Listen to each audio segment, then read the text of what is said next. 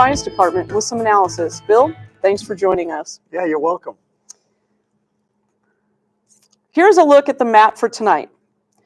Illinois, Missouri, Ohio, Florida, and North Carolina are all holding presidential primaries. Although we know who the two presidential candidates will be based on delegates already secured, Bill, why was the presidential vote still so important?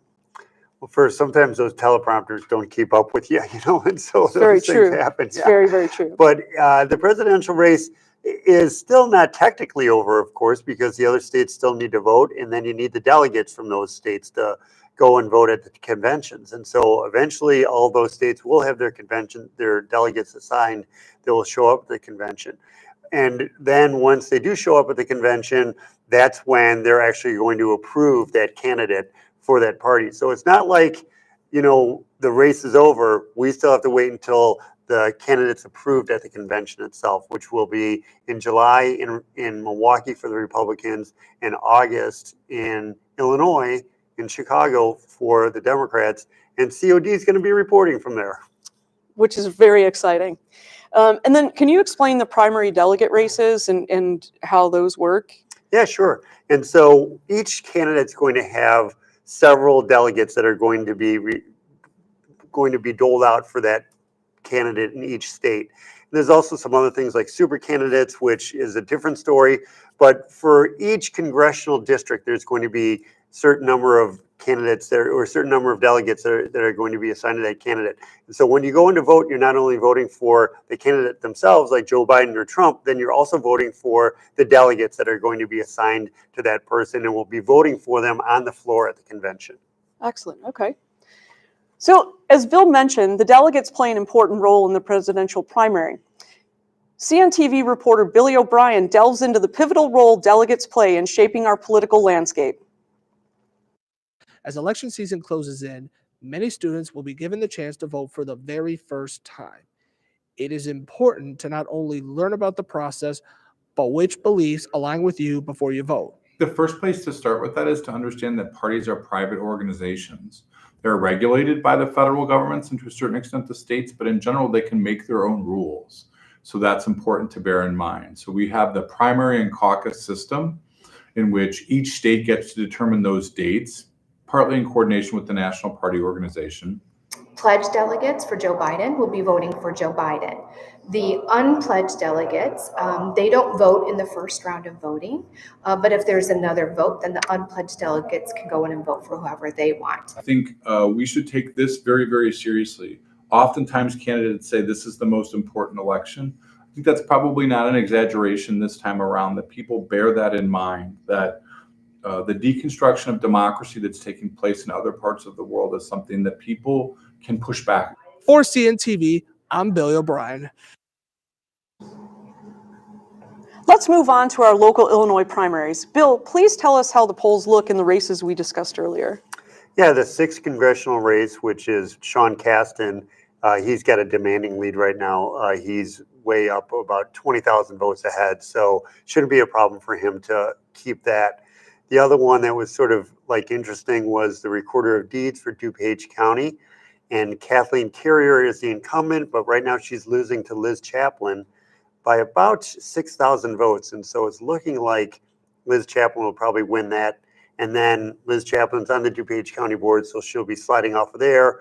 But remember, this is also only the primaries. And so Liz Chaplin or anybody else who wins tonight is going to be facing either a Republican or a Democrat in the fall in the November elections. And so this is just the first race, right? So they've got to win this and then go against the other party. So a little bit more of a road ahead for these folks. Sure is. Sure. There is a political shift in DuPage County as red continues to turn blue. A former Republican stronghold continues trending Democratic. CNTV reporter Hannah Smith looks into the reasons behind the seismic shift in political allegiance and the potential implications for upcoming elections.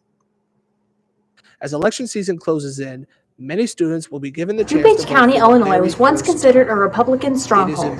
Recent trends suggest a significant departure from this historical norm. We delved into the shifting political landscape of DuPage County, and we gave residents an opportunity to shed light on why they think DuPage County is witnessing a notable decline in Republican allegiance. Yes, it's definitely become more Democrat. I've done research on this, and I've worked with my students on this. The maps of the General Assembly level, particularly, have been drawn to favor Democratic outcomes. We can attribute this to Mike Madigan. That there's actually been a lot of Democrats that have moved into DuPage County.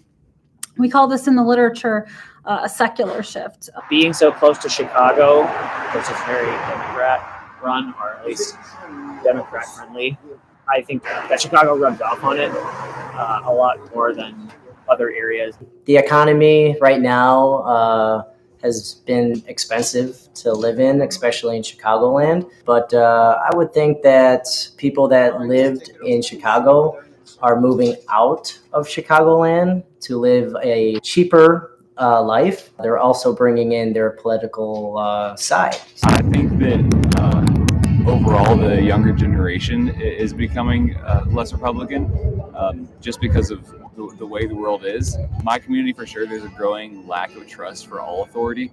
And so I don't think it's as much as people are going from Republican to Democrats, but it's just a lot of people in the younger ages are moving less from the extremes. I think DuPage County has become less Republican simply because of Donald Trump being elected in 2016. I think what happened was everyone went, okay, Donald Trump's elected. I don't really like this guy. He's a Republican. He's doing all these things that are horrible. He wants to build a wall. He wants to keep out Mexicans from immigrating. That's horrible. I'm going to go and I'm going to elect this Democrat person for Congress in my county. The Democratic Party has done a lot of work to talk to people and to get out and to canvass. But it's just been a change in the population itself, right? So when it's not just people don't just wake up and decide tomorrow I'm going to be a Democrat. It's over time, right? People have moved, particularly from the Cook County suburbs to DuPage County, and they brought their politics with them. For Courier TV, I'm Hannah Smith. Bill, what's your opinion on DuPage going from red to blue? Yeah, it's usually like a demographic change. Like sometimes you'll have like a rural area that suddenly becomes, more city or more urban. And so that might play a role in it. Maybe more younger people moved into DuPage County and it had an impact on it. But for sure, 2018, as we discussed at the 7 o'clock show, was the turning point. And it was when it was Donald Trump's midterm election, and that's where it really turned to Democrat.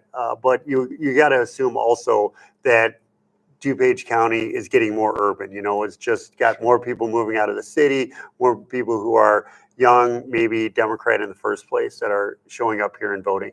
Yeah, that makes a lot of sense. Is there anything else that you want to talk about when it comes to these primary elections? Yeah, the other one was the referendum that was going on in District 87, which is the Glenbard schools like Glenbard West, Glenbard North. And that one was whether or not they were going to approve a new bond issue for $187 million. And with that bond issue, you were going to say that I'm also willing to have my taxes increased for property taxes. And so the last time I looked, it was too close to call. It was like about 100 votes separating them. So I'm sure that's going to go into the night. And of course, those referendums oftentimes are. I remember another one in Glen Ellen a couple of years ago was 9 votes. And so It happens all the time when they come down to the final numbers.